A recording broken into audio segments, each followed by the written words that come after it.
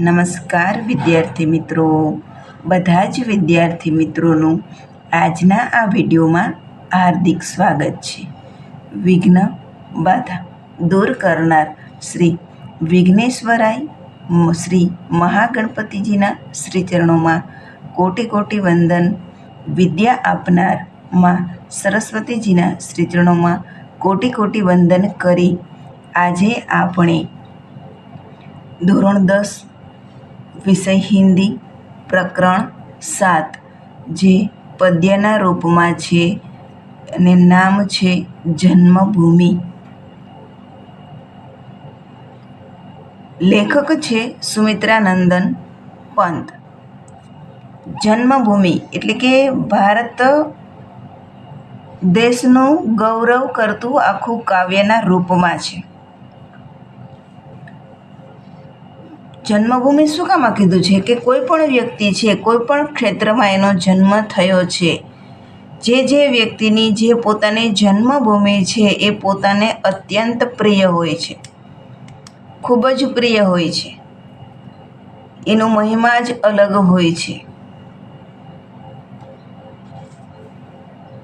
અને અહીંયા સુમિત્રાનંદન પંતે આપણી પોતાની જન્મભૂમિ એટલે કે ભારત દેશ વિશે ગૌરવ ગાતું આખું જે કાવ્ય છે એ પદ્યના રૂપમાં આપેલું છે. અને એમાં ખાસ કરીને हमारी जन्मभूमि भारत की महिमा का वर्णन किया है. कवि ने देश के गौरव पर्वतराज, हिमालय, गंगा, यमुना जैसी पवित्र नदियों, राम, लक्ष्मण, श्री कृष्ण जैसे महापुरुषों तथा सीता, सावित्री एवं अहल्या जैसी महान नारियों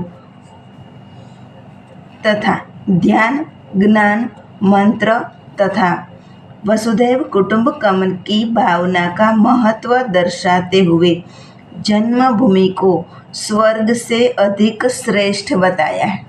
કે આપણી જે જન્મભૂમિ છે, ભારત દેશ છે, એ સ્વર્ગથી પણ સર્વથી શ્રેષ્ઠ છે એવી એને વિશેષતા દર્શાવેલી છે. સૌથી પહેલાં આપણે કવિ પરિચય મેળવ્યા બાદ જે કાવ્ય છે એ કાવ્યનું ગાન કરીશું.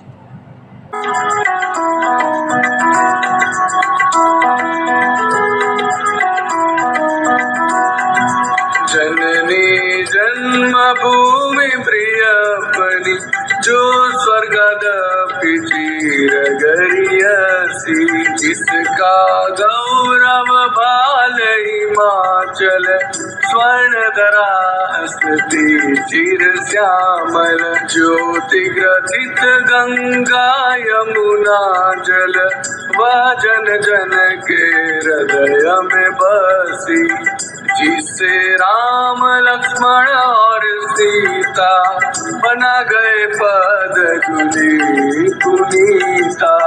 जहाँ कृष्ण ने गाई गीता बजाऊं मर प्राणों में बंसी.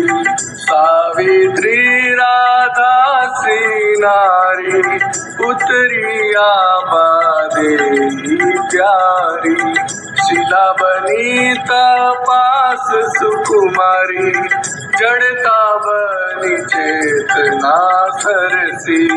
शांति निकेतन जहाँ तपोवन ज्ञानावस्थित हो ऋषि मुनि गण चिदनभ में करते थे विचरण जहाँ सत्य की किरणें बरसी. आज युद्ध जर्जर जग जीवन पुनः करेगा मंत्रोच्चारण. वह वसुधैव बना कुटुंबकम उसके मुख पर ज्योति नवलसी. जननी जन्मभूमि प्रियपनि जो स्वर्गदपि चिरगरियसि. जननी जन्मभूमि प्रिय अपनी जो स्वर्गादपि चिर गरियसी. जिसका गौरव भाल हिमालय, स्वर्णधरा हसती चिरश्यामल ज्योति ग्रथित गंगा यमुना जल वह जन जन के हृदय में बसी। જનની જન્મભૂમિ કે આપણી જે જન્મભૂમિ છે કેવી પ્રિય છે એની વિશેષતા દર્શાવે છે કે જનની જન્મભૂમિ પ્રિય અપની જો સ્વર્ગથી પણ વધારે પ્રિય છે। भारत भूमि बात करे छे कि हमारी जन्मभूमि भारत का गुणगान करते हुए कवि कहते हैं कि हमारी जन्मभूमि भारत माता स्वर्ग से भी अधिक श्रेष्ठ है, अधिक प्यारी है। हमारी मातृभूमि का मस्तक अहींया भाल एटले मस्तक। हवे भारतનું गौरव कोने गणवामां आवे छे કે જે પર્વતરાજ હિમાલય છે અહીંયા હિમાચલ એ તમે જાણી શકો છો કે પર્વતરાજ હિમાલય છે એ ભારત માતાના ભાલ સમાન ગણવામાં આવે છે। એટલા માટે એ પર્વતરાજ હિમાલય છે એને ભારતનું ગૌરવ ગણવામાં આવે છે। जिसका गौरव भाल हिमालय स्वर्णधरा हसती चिर श्यामल कि जो देश का गौरव बढ़ा रहा है। हमारे देश की सुनहरी धरती स्वर्णधरा हसती स्वर्णधरा શું કામ કે ગંગા અને યમુનાના જે જળ છે એ જળને લીધે સમગ્ર ધરતી છે એ કેવી છે, હરિયાળી છે, પવિત્ર છે, પાવન ભૂમિ છે। જ્યોતિ ગ્રથિત એટલે ગંગા અને યમુનાના જળથી જે તેજ પ્રકાશ પવિત્ર પાવન ધરતી બની रही છે એના અર્થમાં છે कि हमारे देश की सुनहरी धरती सदा प्रफुल्लित और पुलकित रहती है। हमारी मातृभूमि गंगा यमुना जैसी पवित्र नदियों से निर्मल जल से ग्रथित हुई है। ये नदियाँ हमारे देश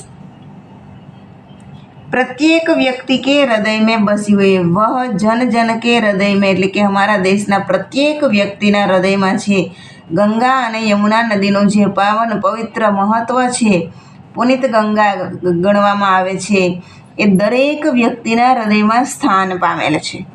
ત્યાર પછી આગળ जिसे राम लक्ष्मण और सीता बना गए पद धूलि पुनीता।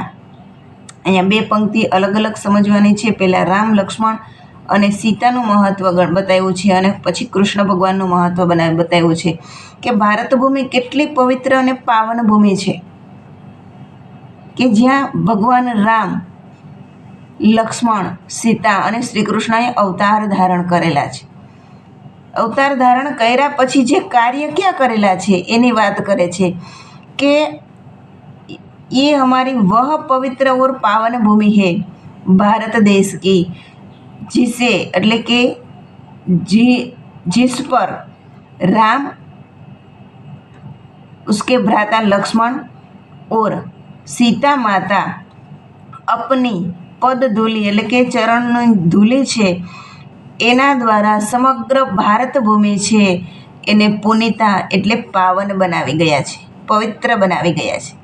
ત્યાર પછી જहाँ શ્રી કૃષ્ણને ગાઈ ગીતા બજા અમર પ્રાણો મેં વંશી।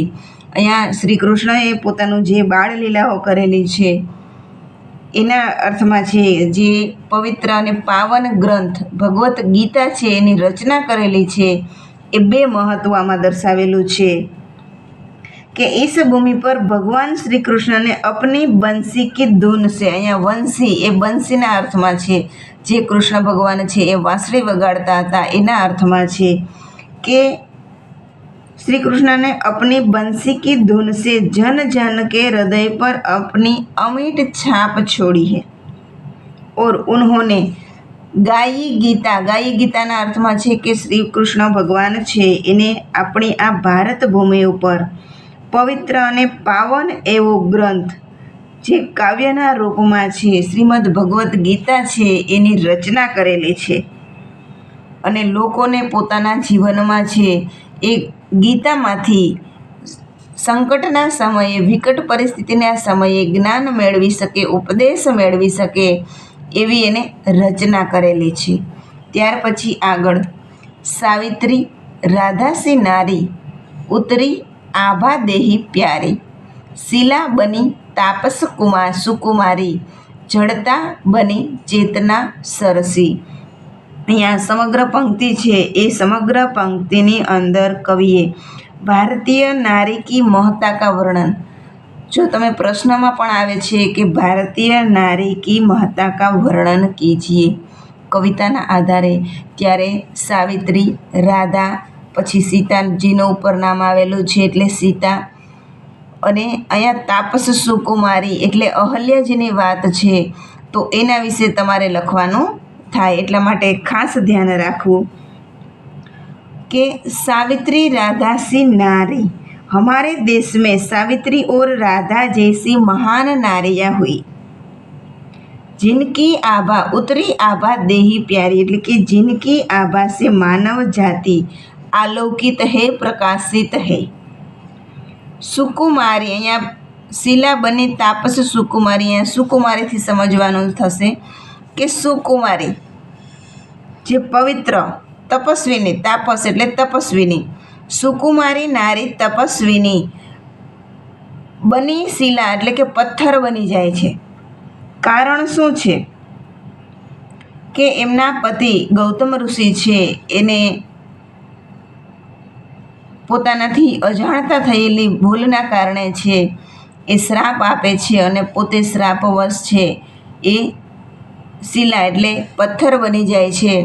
અને એની જ બીજી પંક્તિ છે જડતા બની ચેતના સરસી, એટલે આખી સમગ્ર પંક્તિ તમે ફરી એકવાર સમજો કે સુકુમારી બની તપસ્વીની અહલ્યા સાપવિશ શિલા બન ગઈ, ઓર એક જીતી જાગતી, અહીંયા જડતા એટલે જેને નિશ્ચેતન પણ કહી શકાય કે જેનામાં પ્રાણ નથી એ, અને ચેતના એટલે પ્રાણયુક્ત, કે જે અહલ્યાબાઈ છે તપસ્વીની છે એ પ્રાણયુક્ત નારી હોવા છતાં પોતાના પતિના શ્રાપને કારણે જડ એટલે કે પથ્થર સમાન છે એ બની જાય છે.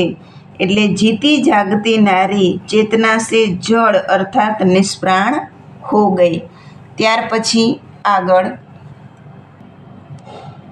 शांति निकेतन जहाँ तपोवन ध्यानावस्थित हो ऋषि मुनिगण, चिद नभ में करते थे विचरण, जहाँ सत्य की किरणें बरसी. ભારતની અંદર જે શાંતિ નિકેતન છે એ પવિત્ર તપોવન ભૂમિ ગણવામાં આવે છે.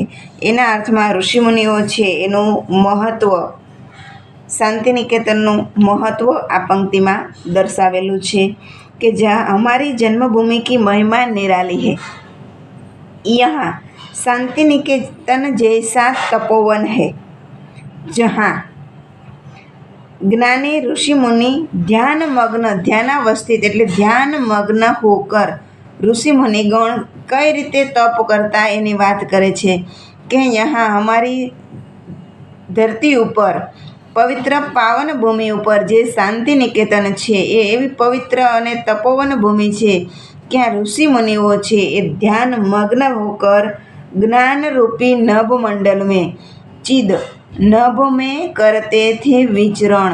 અહીંયા ચિદ એટલે કે જ્ઞાનરૂપી નભ એટલે આકાશમાં, આ તપોભૂમિ છે એટલે સ્વર્ગનો આકાશની વાત નથી, પરંતુ પોતાના જ્ઞાન દ્વારા, પોતાના તપ દ્વારા છે એ સમગ્ર નભમાં, જ્ઞાનરૂપી નભ મંડળમાં વિચરણ કરતા હતા.